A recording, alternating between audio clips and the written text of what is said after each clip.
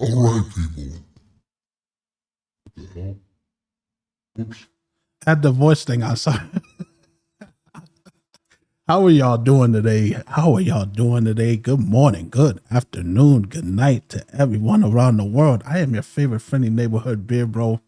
Mr. Kennedy!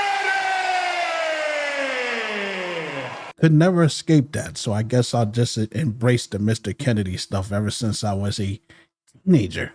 And I hope everybody is doing all right today. Welcome to episode 2 of the Mr. VG podcast. I have a lot of crazy things for you. Whoa. I said we like I'm like Venom with the symbiote. I have a lot of news for y'all. I hope that everybody had a good weekend. I can't believe that it's already June. Half of the year is over. Next thing you know, it'll be 2026. Anyways, though, let's get on with this. First off, we have a story about a mom that's 72 years old who, this is video game related, but it's crazy. She shot her son in the stomach. And you'll never guess why she did that. Because her son was playing his video games too loud. Let me repeat that. She shot her son in the stomach because he was playing his video games too loud. Hazel Benson, 72 years old, faces charges of aggravated assault, disorderly conduct, and discharge of a firearm within city limits after allegedly shooting her son Saturday night at her Mesa, Arizona home. 12 o'clock news reported. Benson, who called 911, told the cops that she shot at her son, then threw the gun in the canal. According to the report, she said she didn't know if she had hit him or fired the gun, and she was at the back door when she did it. Officers found her son outside their home with a gunshot wound in his stomach. That is insane. It says about an hour before the shooting, Benson had called the police to come to her home because she was upset that her son was playing the video games too loudly. According to the court documents, following the dispute, her son went on a walk to calm down. Officers told Benson during her first call that her son had legal standing since he lived in the home too. So she shot her son because he was playing his games too loud. Whatever happened to just saying, hey, son, do you think you could turn down the TV a little bit because you're disturbing me? Never once in my life, being around my dad, did he ever feel the need to pull out a gun and point it at me and say, turn that shit down. That's insane. At least the son is okay. He's in stable condition. He didn't die. But if you're going to pull out a gun and shoot your child because they're playing the video game too loud, you shouldn't be a parent. You should be locked up in a padded room somewhere. That's some crazy shit, man. Like, what is this world coming to where you can't even communicate anymore? Everybody feels the need to be physical and have to fight and have to do violence and stuff. I don't understand it. So, of course, she's facing charges, and as she should, because you don't just pull no gun out and shoot somebody for some bullshit like that. So I just figured that I would read that to y'all because that's some crazy shit right there. Now on to some happy news. From bad news to happy news. Onimusha 2 has been released. It was released actually last week to be exact. They released Onimusha 2 Wait, hold up. I'm sorry. Yes, Onimusha 2, they released that for the PS5 and the remaster. So I was happy to see that they are bundling it with the original Onimusha. For those of y'all who don't know what Onimusha is, it's kind of like Biohazard. It's like Resident Evil, only with samurais and stuff like that, which is, fun fact, it was originally supposed to be a Resident Evil game. There were a lot of games that started off as Resident Evil projects that went off to be their own thing. Onimusha just happened to be one. It was supposed to be called Biohazard, I believe Biohazard Japan or Feudal Era, but then it looked too different from what Resident Evil was, so then they ended up just calling it Resident Evil. They ended up calling it Onimusha. there was another one. Haunting Grounds started off as a Resident Evil game too, but it looked too different. So then they called it Haunting Grounds.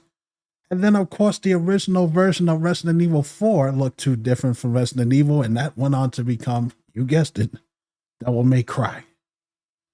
So there's a lot of projects that started off as RE projects, but yes, Onimusha 2, and it's only going to be a matter of time before we get Onimusha 3 to remastered. But what I'm excited about is that there's a new Onimusha game coming out at all. That's what I was talking about. Onimusha Way of the Sword reveals new gameplay. Details from producers set to release on PS5 and Xbox Series, the Xbox Series and PC in 2026, set in the Edo period. Onimusha Way of the Samurai introduces a new protagonist, a samurai who through fate finds himself wielding the legendary Oni gauntlet and transforming into Onimusha. His mission to carve through grotesque creatures known as Gamma while uncovering the truth behind his newfound power. Holy crap. When I saw that, a new Onimusha, I'm like, sign me up for that shit. Sign me up for it. Capcom was a beast when it came to the stuff like this, man. But so we got Onimusha 2, and now we're getting a new Onimusha in 2026, and I can't wait to get my hands on that. Now, you guys remember in the last episode when I was talking about Marathon being disbanded and people being laid off? You know, that was under Bungie. There's a follow-up to that. It says Bungie leadership needs to be gutted. A former Marathon dev says that Bungie was extremely toxic and humiliating to work with. Days after the art theft controversy, which I talked about, where they were stealing the young lady's art. The comments came from Blue Sky user named Spirited, who formerly worked at Bungie on both Destiny 2 and Marathon as online service engineers. This is what they have to say. As a former Bungie employee who worked on Marathon, I feel for those still working at the studio. It says working with the engineering and Marathon leadership was extremely toxic and humiliating. I won't speak about the rest, but Bungie leadership needs to be gutted. So they wouldn't go into details on it, but like a lot of game studios, we can pretty much guess, because game studios are very toxic and very fucked up on how they treat their employees. And how, you know, they kind of run them like machines, like they never get to go home and see their families when they want to. People get these long ass days and stuff like that, and it's just they run them like monsters. And when there's a game is supposed to come out, they don't care how you do it as long as you meet that deadline, and they will pressure you until you do. Or, you know, you'll be working on a game and just out of nowhere, they just come out of nowhere and just cancel the game, and all your hard work is just right down the drain. So I've heard stories about how they treat people. You know, Konami comes to mind, and how they treated their employees, having cameras over everybody's desk and watching them like a bug in a jar.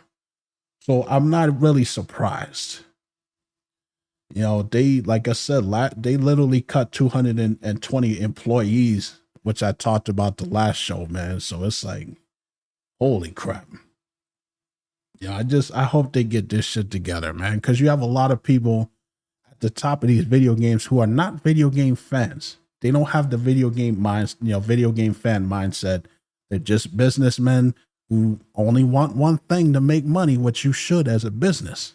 But you also got to treat your people right, man. You're going to get 100% out of people that work for you when you treat them good. When you make them, you know, you got to be firm. You can't be a doormat boss, but you have to respect your employees, and you'll get that respect back. That's all I got to say about that. For the three people who care, Fortnite is finally back in the US on iPhones.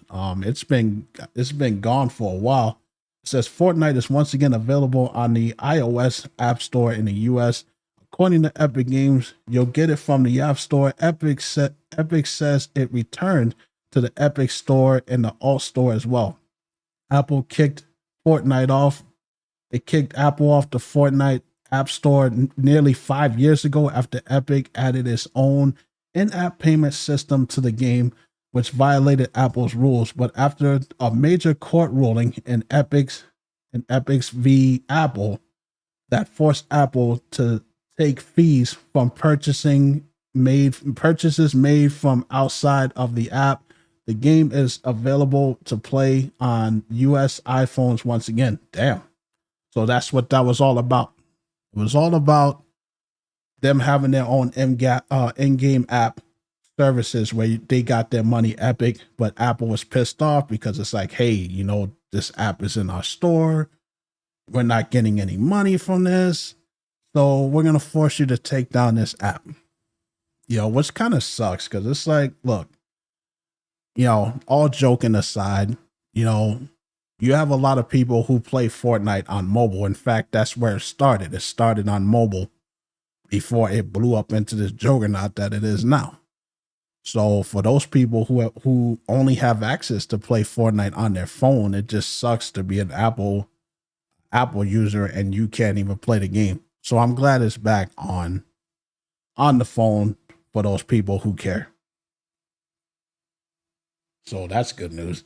Now, this is something I want to talk about because this gives me everything that I need to know about the mindset of anybody that works in a video game companies, like work in the video game world. If you're a businessman or whatever.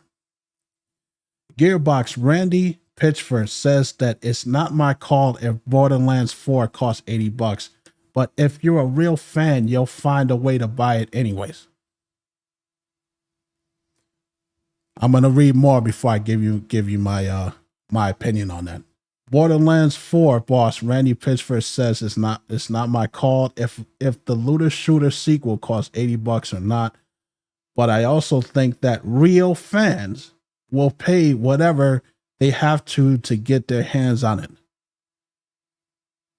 Of all of the tone deaf bullshit I think I've ever heard in my entire life, I think this must be the worst.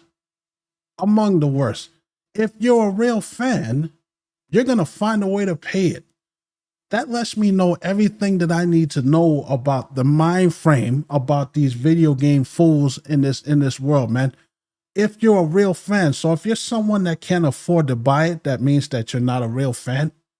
What kind of bullshit is that? You'll find a way. What are you gonna sell your baby carriage? Are you gonna sell some stuff to get your hands on this bullshit game? If that's his mindset, man, I hope people don't buy that fucking game, man. Because give me a break. Who says shit like that? Like what was he thinking? That was the dumbest, most toxic shit you can say to a fan. If you're a fan, if you're a real fan, you'll find a way to buy it. Get the fuck out of here with that shit, man. I know it's not your call, but give me a break, dude. Give me a break. Yo, this is the type of shit that I'm talking about. They cheat us, and then they want to gaslight us by saying if you're a real fan, you'll find a way to buy it. Fuck your game, dude. Stupid as hell, man. Let's move on here. Let's move on to our idiots at Xbox, man, because we gotta do that. We gotta do that. Bam. Let's get that off here. Xbox. Good old friends. We got some good news here with these guys. There we go. It says Xbox seemingly affected as Microsoft announces thousands or more job cuts. Every time I get on here to look for anything, it's always some company cutting their people, man. It's sad. It says, we hate to report news like this, but it's got to be done. Microsoft is announcing more job cuts today, spanning 3% of the companies across all levels, teams, and geographies, according to the news at CNBC. In a statement, Microsoft said that the cuts would best position the company for success in dynamic marketplace. We continue to implement organizational changes necessary to best position the company for success in our dynamic marketplace.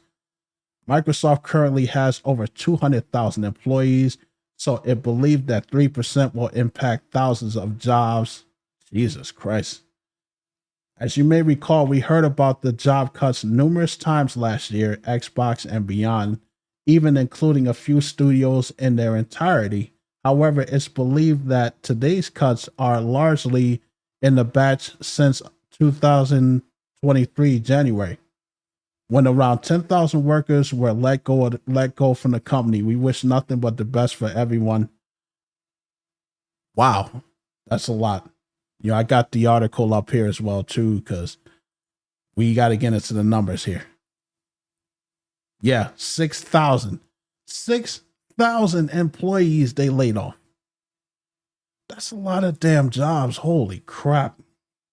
Well, I feel bad for those people like that, because when you're working in game companies and stuff like that, they even cut people from Blizzard. They cut people from crafting. They cut people from even management. They're cutting management people, which I guess, get rid of the one dude on top that's doing all this bullshit with all the streaming and crap.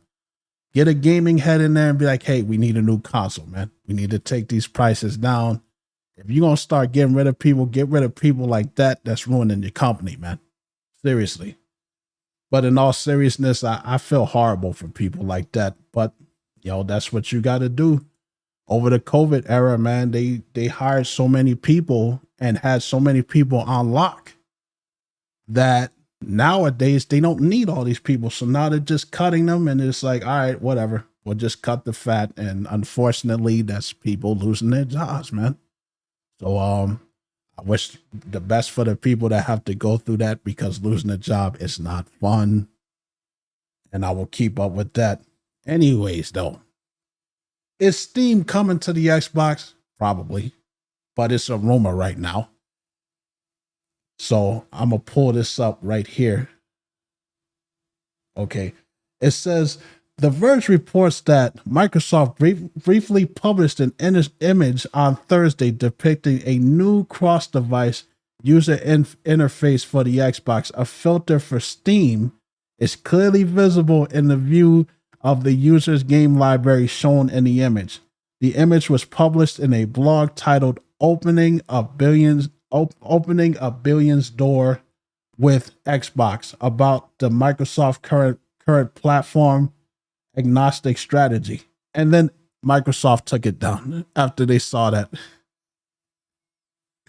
So, I mean, everybody kind of knew that this was the route that they were going for, because they were talking about the Xbox handheld. Like, what did you think was going to be on that? I mean, it's not just going to be Xbox games. Of course, it's going to be Steam games on there as well, too. So it really doesn't surprise me. So, I mean, with the Xbox systems, does that mean we're going to be getting the Steam library? Because that's a game changer.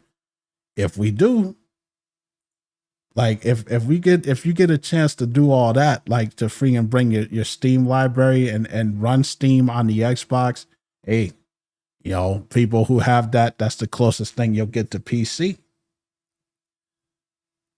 So I hope so. But like I said, Microsoft removed it because they didn't want anybody to know about that. And whoever leaked that, man, you probably lost your job. You probably got fired.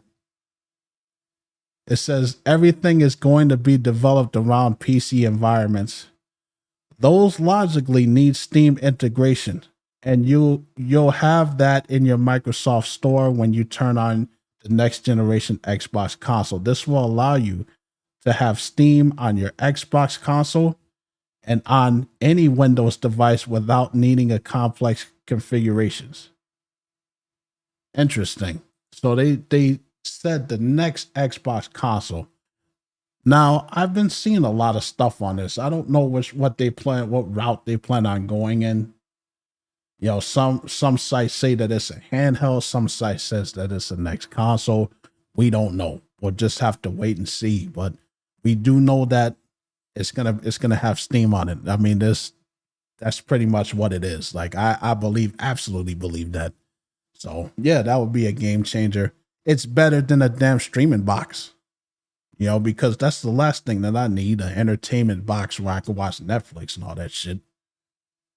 Anyways, though, moving on. Game director leaves Xbox and Obsidian for Netflix studio. Do they still have a gaming studio? Because I could have sworn they shut that shit down. Maybe they opened it back up. Says there's been a big departure from the team at Obsidian Entertainment, and avowed game director Carrie Patel announcing on LinkedIn that she has now joined Night School, a Netflix game studio. Night School? I've never even heard that. Anyways, I'll just read the rest. Patel had been at Obsidian for 11 years and 7 months, contributing not only to Avowed, but also Outer Worlds as a senior narrative designer and both Pillars and Eternity games as a narrative designer. Earlier today, she simply stated that she was happy to announce her new position at Netflix.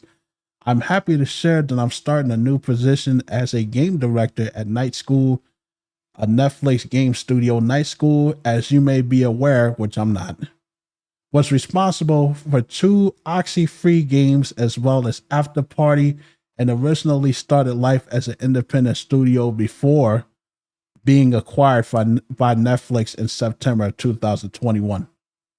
It remains to be seen what Patel will be working on at Night School, but we're certainly intrigued to see what the dev comes up with. Speak for yourself. It's crazy. I could have sworn that Netflix shut down their whole entire gaming division years ago. I could have sworn that they did that. But hey, look, good for her. She lands someplace where she's happy. I hope that she gets to use her talents there and that they actually make a game that people care about, because again, I was today years old when I read that they even had that division.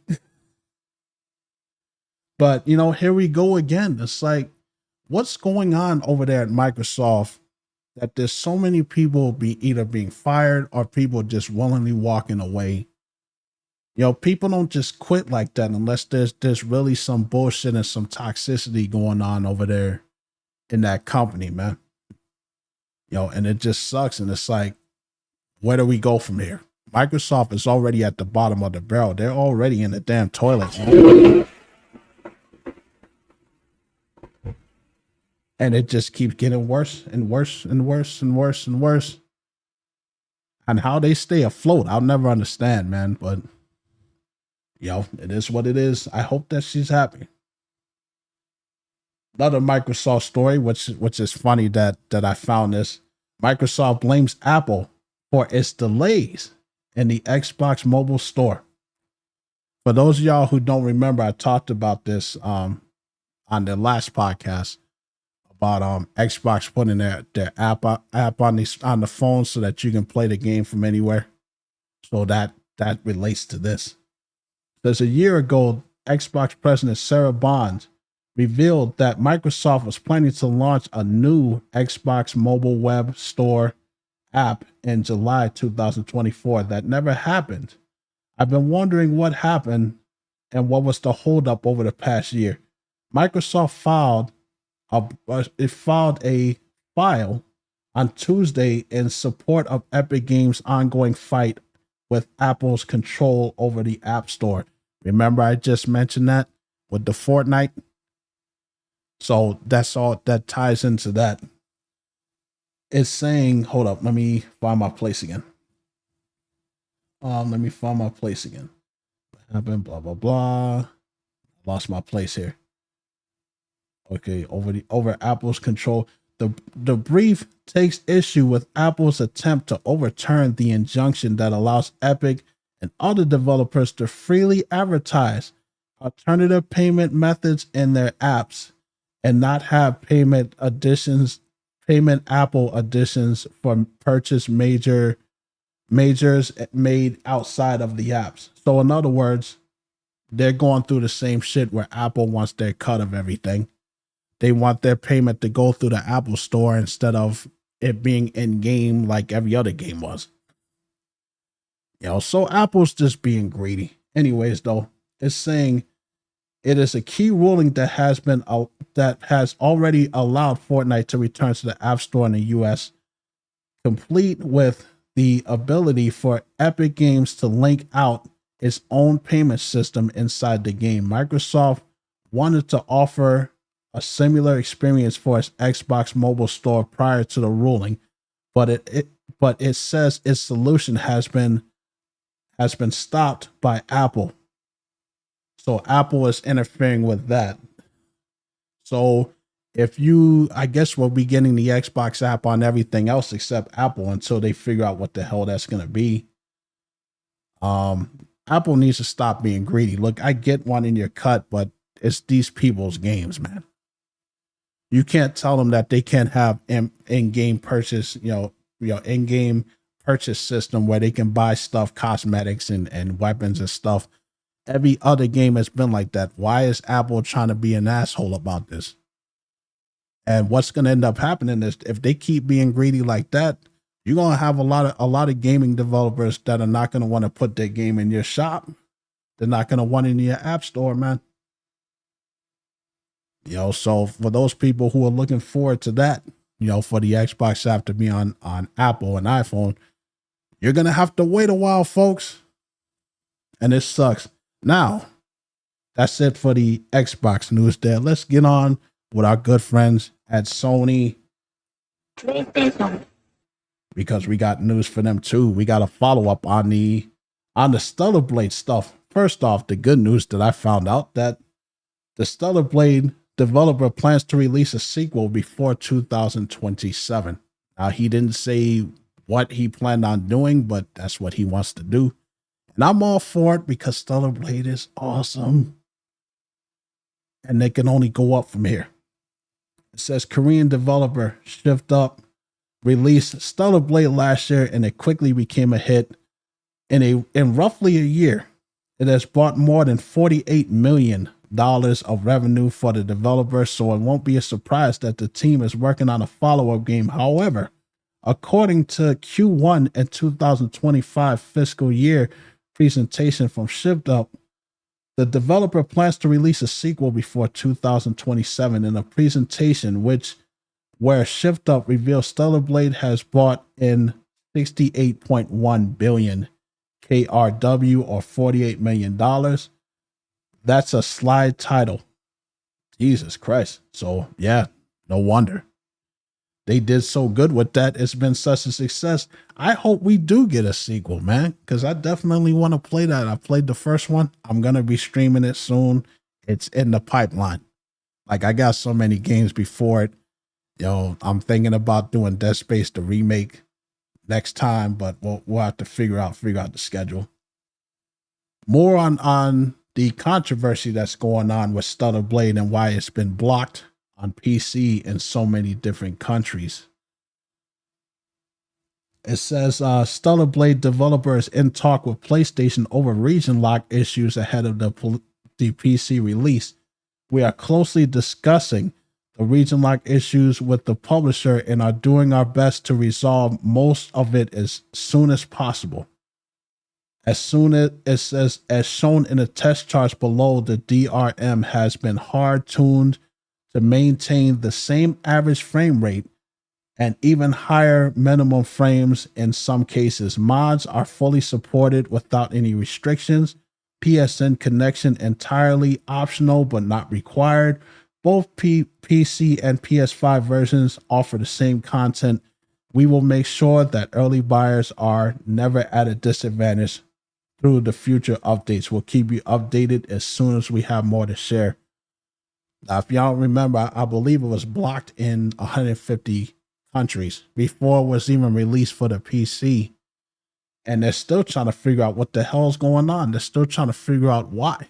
Now, I assumed when that happened, because remember when before the game even came out for the PS5, there was controversy on how the protagonist was dressing, the costumes that they gave her and stuff like that. And people were up their own ass about that stuff.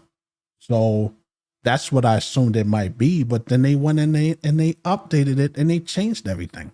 So she's not as revealing as she was before the game came out. And then they had the PSN account where they were trying to force people to have a PSN account in order to play the game on PC.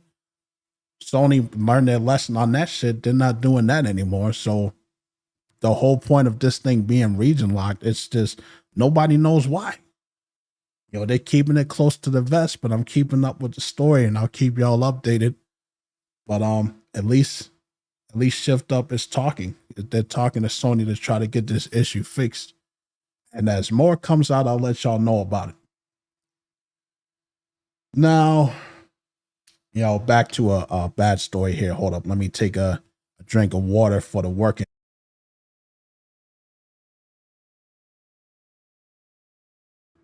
You know, I hate to talk about stories like this, but unfortunately, it's video game related. Teams accused of 4 armed robberies linked to PlayStation 5 sales on the Facebook Marketplace.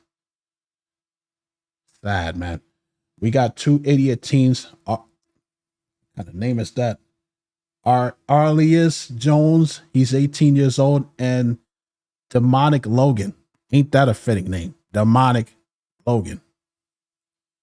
It says that he's 19. It says are each charged with 2 felonies. Logan faces first-degree robbery and armed criminal actions, while Jones is accused of being an accessory to the first-degree robbery and accessory to armed criminal action.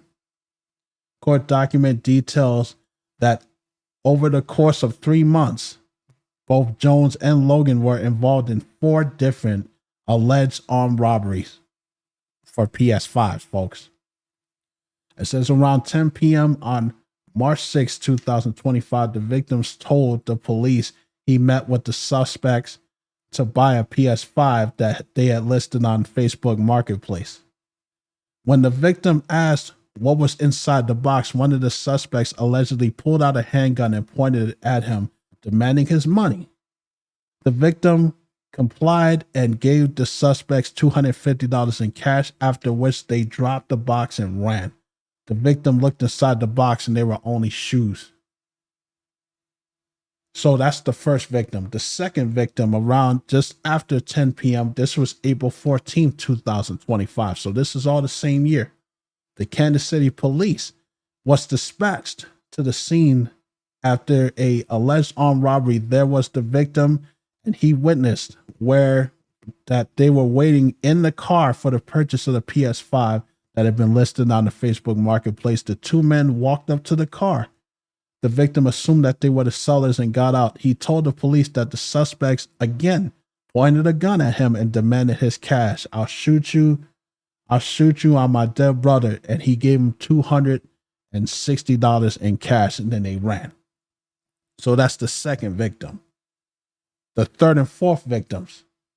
It says that the KCPD was called to another report of armed robbery around 3:20 p.m. April 30th. So this is literally like the following week. The third victim said that he was asked by one of the suspects before if he would take $230 for the PS5 listed on the Facebook Marketplace. When the suspect agreed, the victim then asked for the video of the PlayStation turned on to make sure that it works. The suspect sent 2 videos, so the suspect agreed the next day. The third victim's mom drove the victim back and forth to the meeting place when they saw the suspect standing on the street and with a camouflage backpack. When the victims got out of the car, one of the victims tried to look inside the backpack, but the suspect said not to do that and grabbed his cash for $230. It says that the third victim said that the suspect started walking away, so he looked inside the bag and saw that there was no PlayStation. Both victims started to follow the suspects and told them to come back, but said one of them suspectedly reached into his pants pocket and threatened to kill them if they came any closer. So that's the third and fourth victim. And we got the fifth victim. This is the last one. The fifth victim recalled reaching out to one of the suspects on Facebook Marketplace after seeing the PS5 sale. He told KCPD he intended to buy it for a graduation present, so he met with the suspects outside a home at noon, May 16th. So this is in May. Literally last month, 2025. When the suspect asked for the money, the victim pulled out three $100 bills and held the bills in the air to show the blue line, proving that they were real. One of them poked him in the side with something. The victim said that he looked down and saw a Glock handgun pressed up against his side. The suspect said, you got, or I'll shoot your ass. That's what the victim said. It says, you got, I'll shoot your ass. So we know that grammar wasn't a part of his thing. It says they took the money and ran. So they were caught April 23rd, 2025, apprehension. It says a judge granted investigators a pen registered trap and trace warrant, allowing them to search for the IP records linked to the suspect's Facebook account. They were able to acquire a phone number, name, home address, and records with the IP address. So they were caught. Sorry for the long read, but I just wanted to read this because this fucking sucks, man. You know, it's already hard enough to get the money to buy these consoles. Like, y'all saw how expensive these PS5s are and the Xbox Series and the Switch. A lot of people, they work hard and they save their hard-earned money, and then you got bastards like this who just go around robbing people. Why? Like, what is the point of that, man? What could you possibly need to have to screw a lot of people over like that? You're going to scare people away from trusting Facebook Marketplace, which I really don't trust that anyways. But I mean, come on, man. You know, this is getting out of hand because you got people jumping handicapped people and stealing their stuff when they come out the store. I read that story before. That was a long time ago. People getting killed over this stuff, people getting shot and held up. And this is making me sick, man. So it's like when you hear a lot of people talking about video game people, you know, are degenerates, it's kind of hard to argue against that when you have shit like this going on. Luckily, nobody got hurt, but it just sucks. I hope that these people get their money back. Probably not, but at least these two idiots are caught and they're taken in by the police. I will keep up with this story. It just sucks that this stuff happens. And the last thing on Sony here is we got a couple of more games leaving the store this month, to be exact. And there's one heavy hitter that I'm surprised for both the PS5 and the PS4. Monster Hunter Rise. For those of y'all, y'all know that I'm not a Monster Hunter type of guy, but I play Monster Hunter Rise on PC. I'm hooked on it. So I'm surprised to see that game is leaving the store. I mean, it did pretty damn good. That's the heavy hitter. Then you got After Us. Then you got Kayak VR Mirage, which is for the PSVR 2. Then you got Rogue Legacy 2 for PS5 and PS4. Then you got Inscription for the PS5 and PS4. And then Avicii Investor. I have no idea what the hell that is. But those games are leaving. But I was surprised to see that Monster Hunter Rise is leaving the store. Maybe they just lost the license on it. It is what it is. It sucks. But luckily we have CD Keys and other sites like that where you can just go and buy the game there for much, much cheaper. I think I bought mine for like $15. Monster Hunter Rise, man. Good game. Check it out. And now we're done with Sony, so let's move on to Nintendo, because why not? Bam. Nintendo. We got some Nintendo news here. It says the Switch 2 is reportedly using Samsung chips as Nintendo tries to meet demands. According to Bloomberg, 20 million Switch consoles could be sold as of March 2026 if Samsung is manufacturing the chips for it. Samsung was competing with Taiwan Semiconductor Manufacturing Co. to secure the Nintendo contract, and the Korean company will reportedly produce a custom NVIDIA chip for the Switch 2. Samsung worked with Nintendo in the past to supply it in memory chips and displays, and companies can report revamped Hold on a second. Another damn typo. Seriously? Come on. Samsung worked with Nintendo in the past to supply it with memory chips and displays, and the company can reportedly, that's what they meant to type, ramp up productions further in necessary sources say that Bloomberg and Samsung is also pushing for OLED panels for the Switch 2. Wait, the Switch 2 doesn't have OLED? Are you serious? Holy crap. Okay. That doesn't surprise me. That doesn't surprise because you know why they don't have the OLED panels, because they're going to do a whole nother system called the Switch 2 OLED, and they're going to make you pay for that. They're going to make you pay for it, man. Just like they did with the Switch. No surprise there. Okay, so it's pushing for that. It says Switch 2 pre-orders have sold out in several retailers across the globe. Nintendo recently apologized for being unable to meet the demands in Japan through its official store. The company received 2.2 million applications to purchase the console, but warned the customers that significant numbers will not be selected as winners of the My Nintendo Store lottery sale. So Nintendo is struggling just to get these pre-orders out. No surprise there. People have been wanting to Switch 2 for so long. Like, what the hell did they expect? And this was the same thing that happened when they came out with the 3DS. This was the same thing that happened when they came out with the Nintendo Wii. They got to do better at that, man. I already talked about Onimusha 2. Yeah, that came out May 23rd of this month. It's for $30 here. It's on the Nintendo Switch as well, too. They released it on the Switch along with everything else. So get your hands on that. This is the thing that kind of gets me here. Remember when I talked about the Nintendo voice chat feature, the one where you have to be on the Nintendo online service in order to be able to use it?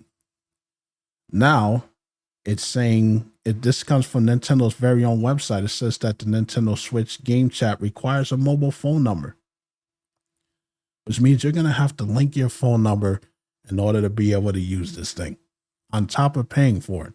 So those people who are worried about, stuff not, potentially getting leaked, you got to link your phone number to this thing in order to use that. What game chat ever has ever required you to have your phone number or your email or any of that shit when you're playing video games? You just load in and you talk to people.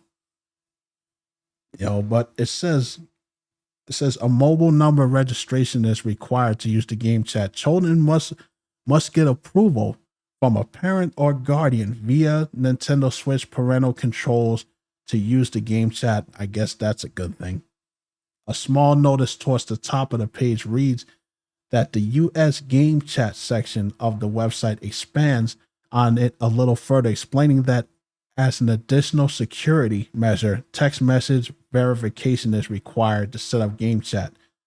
So you would have to register your phone number to get a text message.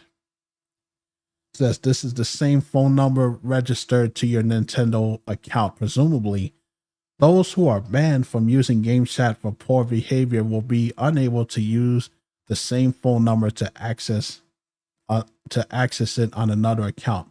The requirement is also likely to intend to help prevent children from accessing services without their parental permissions, which is required for those under the age of 16. Children that are young are unlikely to have access to the mobile phone, potentially easing some of the parental concerns that game chat could be used to communicate with strangers online. Now, I got to stop you right there. You got kids walking around with iPhones. What the hell are they talking about? Kids don't have access to the phone. Are you fucking kidding me? I've seen 10-year-olds with freaking iPhone 16s. Give me a break, dude. You mean to tell me that they can't enter their own phone number in there? Are you serious? You don't think that kids can't find a way to to get a number to be put in there so that they can get access to this stuff. Come on, man. Kids have been outsmarting their parents for years. But I see what they're trying to do. Yeah, I'm still not a fan of having to register with your personal number or anything like that. I would personally rather do an email than a phone number. But, it is what it is. So this game chat is going to suck because you have to pay for it. You have to be on the free and Nintendo online service to use it. Now you got to register with your phone number so that you can get a text verification. It's just, I don't like this. I don't like this at all, man. It's not a good idea, folks. But, they're going to do what they're going to do. And like I said, for the kids, in terms of the kids, that's a bogus excuse, man, because yeah, you want to make sure that kids don't, that there are no predators out there and stuff like that. And that's a good thing. But like I said, kids got phones these days. How are you going to combat that? They have their own phone numbers. They don't need their parents' phones. And it's cool. It is cool that if you get banned for doing stupid shit, that you won't be able to use your actual number for another account. You'll have to get another number. But with these apps on here, these apps that you got on these phones where you can get pretty much a number anywhere, you can pretty much get as many phone numbers as you see fit. So I don't see how this is going to be a solution. I really don't see how this is going to help. But at least they're trying. They're going to have to come up with something better than that. I don't know, folks. Anyways, though, that is the end of my notes. And I hope that, thank you to everyone that showed up for episode 2. I will be back in 2 weeks for episode 3 of the Mr. VG podcast. I'm going to enjoy the rest of my mini vacation because I took 4 days off from work and I'm well rested and I'm so far from stress. It's not even funny unless you count, going to the gym. Well, that's body stress, but it's not mental stress. But I appreciate every single one of you guys. You guys have a great day, and I will talk to y'all later.